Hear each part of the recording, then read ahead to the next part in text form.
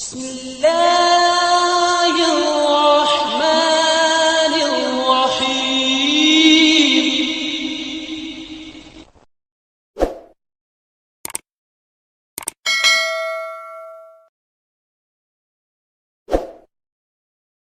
अस्सलाम वालेकुम दोस्तों, मैं हूं मोहम्मद अमजद और आप लोग देख रहे हैं मेरा यूट्यूब चैनल कौमी बचत या नेशनल सेविंग्स की नई अपडेट के साथ आपकी खिदमत में हाजिर हूं। दोस्तों, आप बेहतर जानते हैं कि 10 अप्रैल से प्रॉफिट्स रिवाइज़ हुए हैं, तो लोगों को ईद पर ईदी मिली है।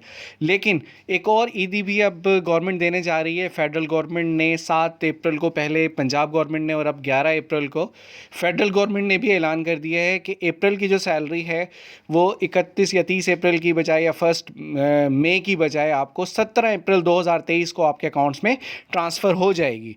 जी हाँ, ईद पे आपको गवर्नमेंट ईदी देने जा रही है कि जो सैलरी आपको 1 मई को मिलनी थी वो अब 17 अप्रैल 2023 को आपके अकाउंट में ट्रांसफ़र हो जाएगी।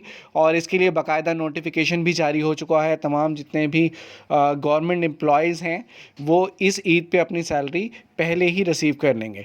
अब सवाल ये है कि क्या प्रॉफिट भी ट्रांसफ़र होगा, जो कि सर्टिफिकेट्स और आपने डिफरेंट अकाउंट्स ओपन करवाए हुए हैं कौमी बचत में, उनका जो प्रॉफिट बनता है वो भी सैलरी की तरह ईद से पहले ही आपके अकाउंट में ट्रांसफ़र होगा।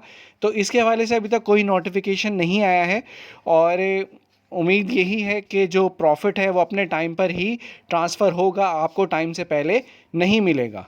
उम्मीद है वीडियो पसंद आई होगी। वीडियो को लाइक कीजिए, कमेंट कीजिए, शेयर कीजिए और चैनल को लाजमी सब्सक्राइब कीजिएगा। अपना बहुत सारा ख्याल रखिएगा। मिलते हैं इंशाल्लाह नेक्स्ट वीडियो में। अल्लाह हाफिज़।